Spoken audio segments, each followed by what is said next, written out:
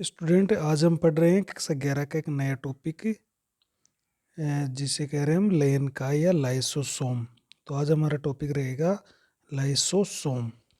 तो देखो, लाइसोसोम या लेन काय होते क्या हैं और कोशिका में इनके क्या कार्य हैं। तो लेन काय, देखो लेन का मतलब होता है तोड़ने वाला। तो लेन का मतलब होता है तोड़ना और काय का मतलब होती है एक संरचना। तो ऐसी संरचना जो तोड़ने का काम करती है। तोड़ने का मतलब है जो भी उसके अंदर जो पदार्थ पाए जाते हैं, चाहे वो प्रोटीन हो, चाहे वसा हो, चाहे कोई आरएनए हो या फॉस्फेट हो या कोई कार्बोहाइड्रेट हो, तो उसका ब्रेक डाउन किया जाता है। तो ऐसी एक संरचना होती है एकल झिल्ली से घिरी हुई कोशिका में।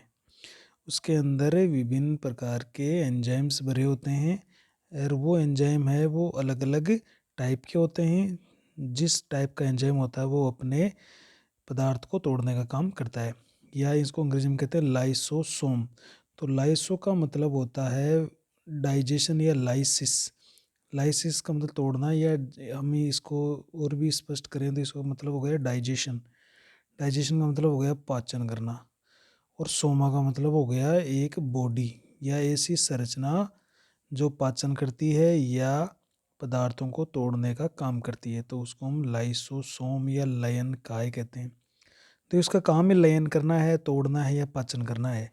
तो अभी हम इसकी परिभाषा क्या दे सकते हैं। देखो, इसकी परिभाषा इस तरह से हो सकती है कि कोशिका द्रव्य में उपस्थित एकल झिल्ली से घिरा कोशिकांग जो, या हम ये कह सकते हैं कि कोशिका द्रव्य में उपस्थित एकल झिल्ली से घिरा कोशिकांग जिसमें पाचक एंजाइम भरे होते हैं। पाचक एंजाइम भरे रहते हैं, उसे लाइसोसोम कहते हैं। ये इसकी परिभाषा हुई। देखो, मतलब एकल कोश हमारे कोशिका द्रव्य में मुख्य रूप से जंतुओं में, पौधों में तो हालांकि लाइसोसोम्स होते ही नहीं है, उनकी जगह स्पिरोसोम्स पाए जाते हैं। तो जो कोशिका है उसके कोशिका द्रव्य में एकल झिल्ली से घिरे हुए कुछ कोशिकांग होते हैं जिनके अंदर पाचक एंजाइम भरे होते हैं। देखो, इसी कारण से इसको हम क्या कर रहे हैं, लाइसोसोम। ऐसी संरचना है जो पाचन का काम करेगी उन पाचक एंजाइमों की सहायता से। तो हम उनको क्या कहेंगे, लाइसोसोम। देखो, ये जो लाइसोसोम होते हैं ये कोशिकांग, ये जो ऑर्गेनेल होते हैं ये अंतः कोशिकीय पाचन से संबंधित होते हैं। अंतः कोशिकीय पाचन से संबंध रखते हैं। तो देखो, हमारे अंदर जो पाचन होता है, हमारे पाचन तंत्र में, वो बाह्य कोशिकीय है क्योंकि वो कोशिका से बाहर होता है। जबकि अगर ये जो एक कोशिका है उस कोशिका के अंदर कोई पदार्थ ले लिया जाता है और फिर उसका कोशिका के अंदर पाचन किया जाता है तो वो लाइसोसोम से संबंधित होता है। तो हम इसलिए कह रहे हैं इसको, ये इंट्रासेल्युलर डाइजेशन होता है या अंतः कोशिकीय पाचन से ये संबंध रखते हैं। तो लाइसोसोम का काम होता है कोशिका के अंदर पाचन करना या अंतः कोशिकीय पाचन को संपन्न कराना। तो इसके हम खोज पढ़ते हैं, डिस्कवरी।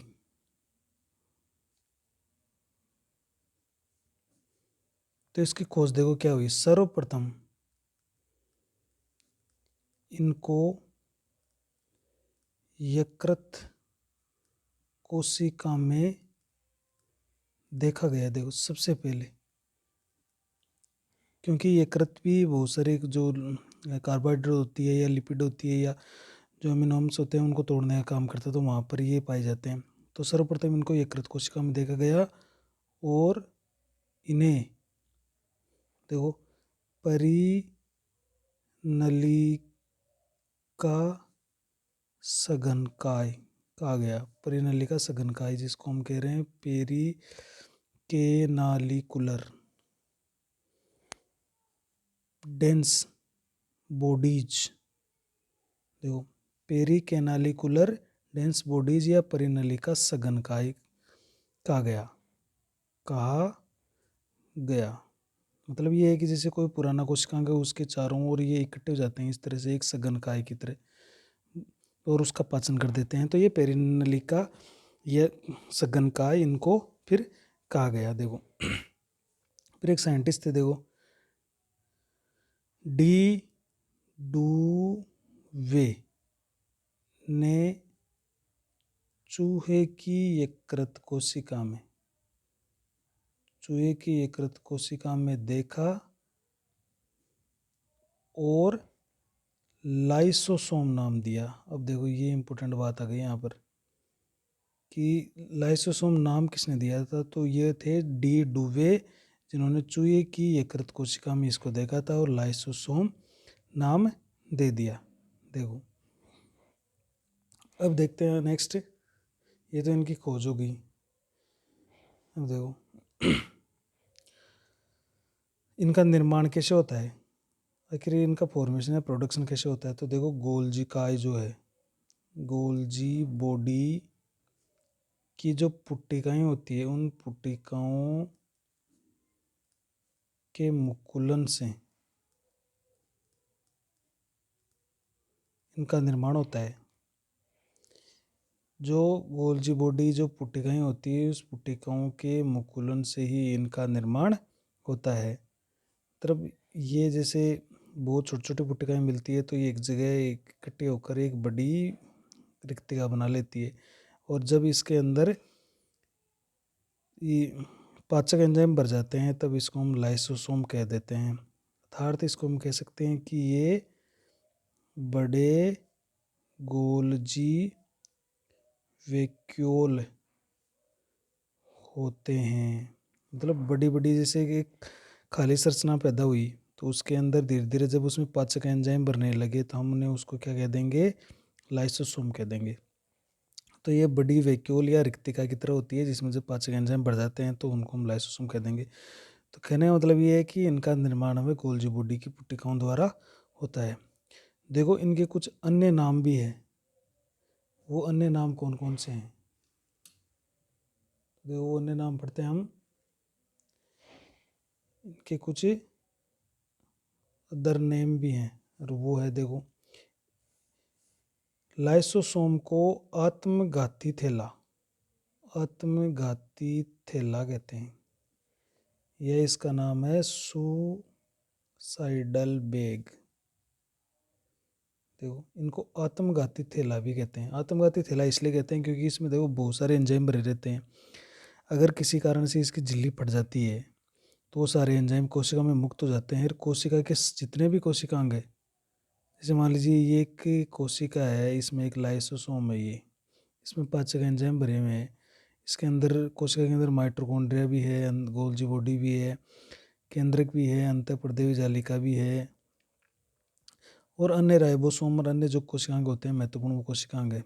अगर इसकी झिल्ली फट जाती है तो ये इसके जो पाचक एंजाइम है वो सारे के सारे कोशिकांगों को पाचन कर देंगे, तो पूरी की पूरी कोशिका को ये पचा डालेगा। इस कारण से एक कोशिका पर पूरी का जीवन पर कोशिका का खतरा हो जाएगा, और ये कोशिका ही है वो नष्ट होने के कगार पर पहुंच जाएगी। इसलिए ये अपनी ही कोशिका को जिधर रह रहा है उस अपनी ही कोशिका को मार डालता है, या जिसे इस कारण हम इसको क्या कह रहे हैं, आत्मघाती थैला।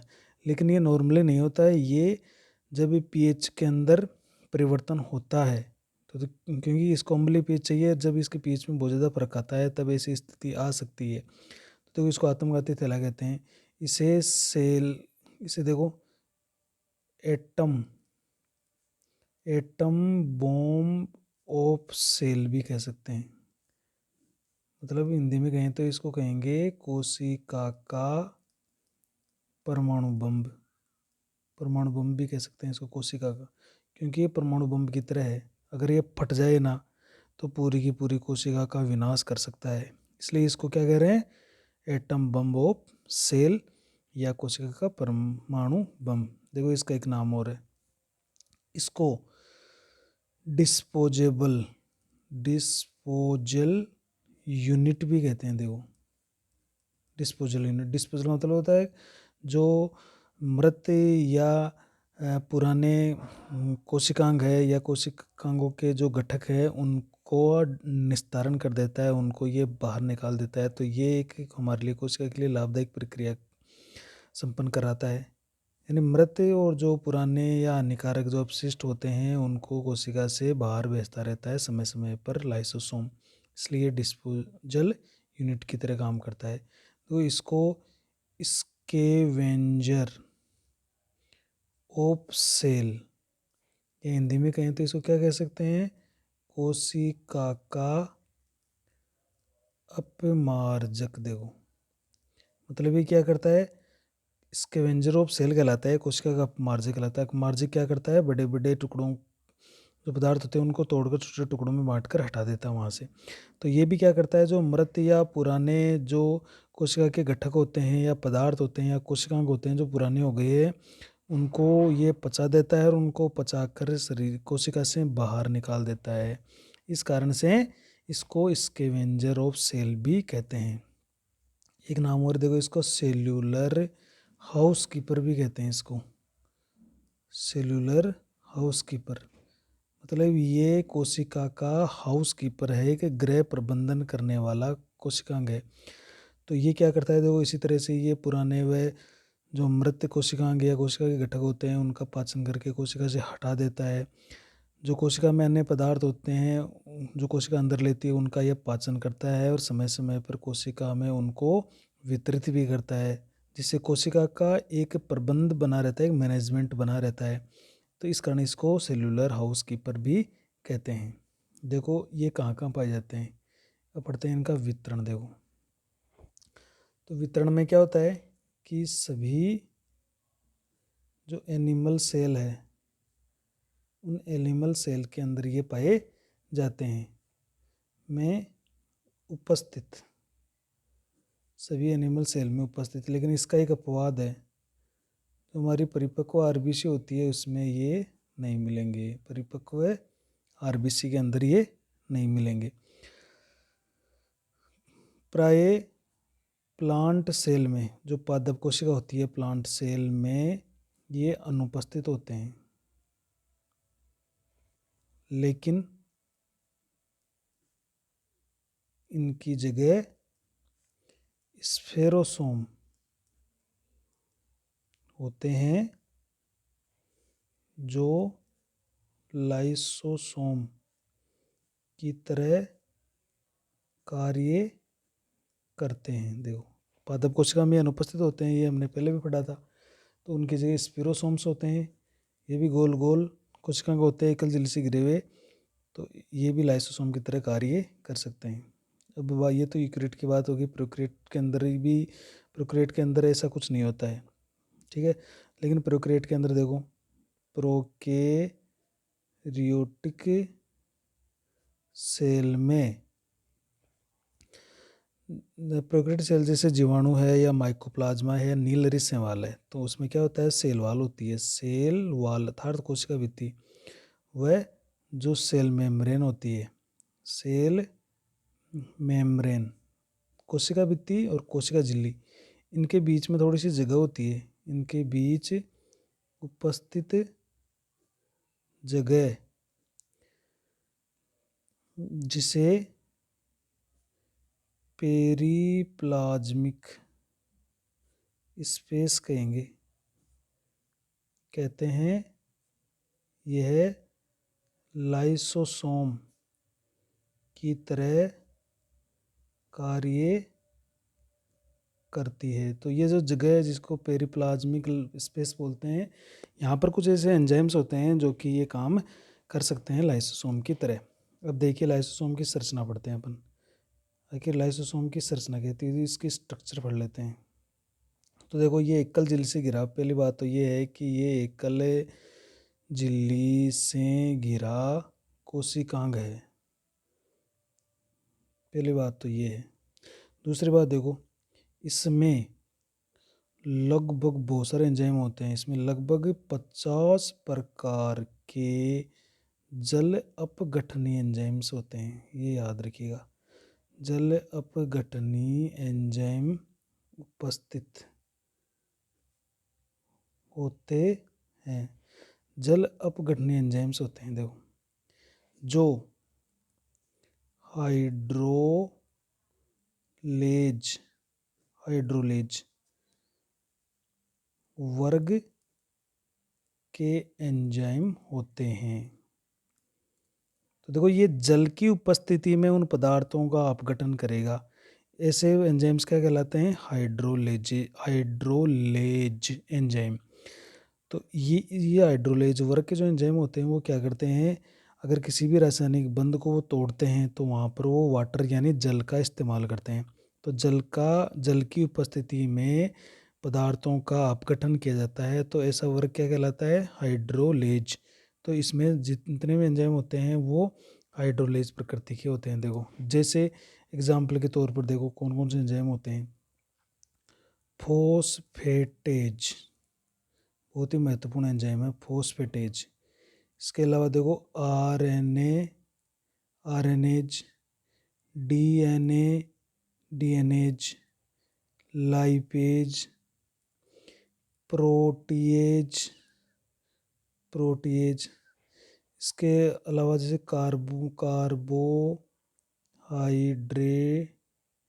हाइड्रेटेज।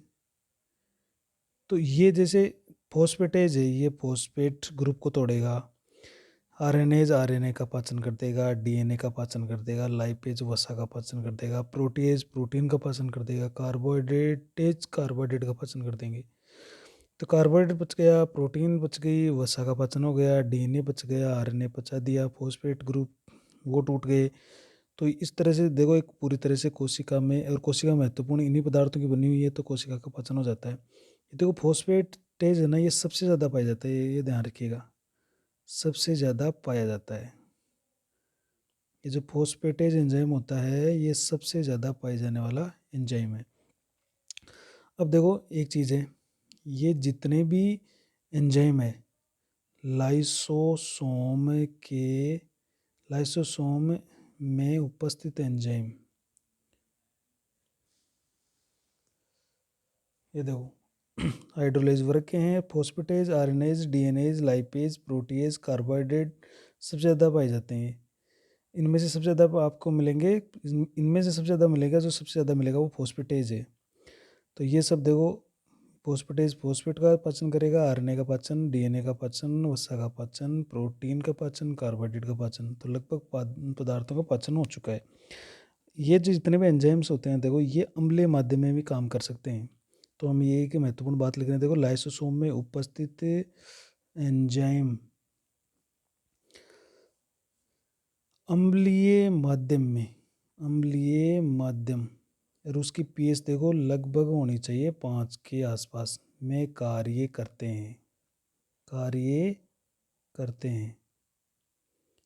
इसी कारण इन एंजाइमों को अम्लीय हाइड्रोलेजेज एंजाइम भी कहते हैं, अम्लीय हाइड्रोलेजेज क्यों होगी कि जल की उपस्थिति में ब्रेक डाउन करेंगे, लेकिन वहाँ पर पीएच कैसी रहनी चाहिए? अम्लीय रहनी चाहिए, अर्थात पीएच लगभग 5 के आसपास इसकी पीएच रहनी चाहिए। तो तभी ये एंजाइम है वो सक्रिय रहेंगे और कार्य करेंगे। नेक्स्ट देखिए, इसमें थोड़ा सा और देख लेते हैं कि जो इसके अंदर एक देखो फोस्फेटेज एंजाइम है, अभी हमने पढ़ा था कि ये बहुत ज़्यादा क्या करता है, या सबसे ज़्यादा ये एक लाइसोसोम के अंदर पाया जाता है। तो फोस्फेटेज एंजाइम, या देखो इसको हम एटीपीएज एंजाइम है। तो फोस्फेटेज एंजाइम या जिसको हम कह रहे हैं एटीपीएज एंजाइम ही क्या करता है, फोस्फेटेज एंजाइम की सहायता से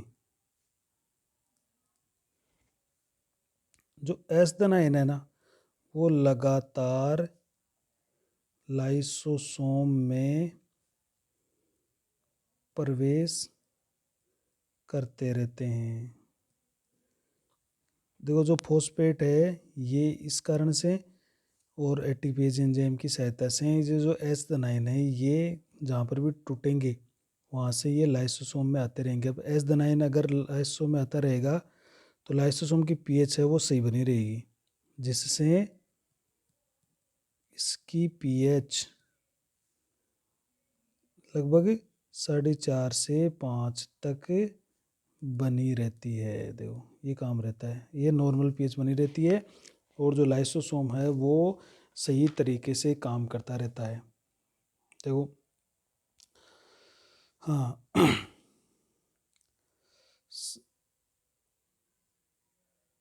अब देखो ये एक चीज़ और है कि सामान्य स्थिति में सभी एंजाइम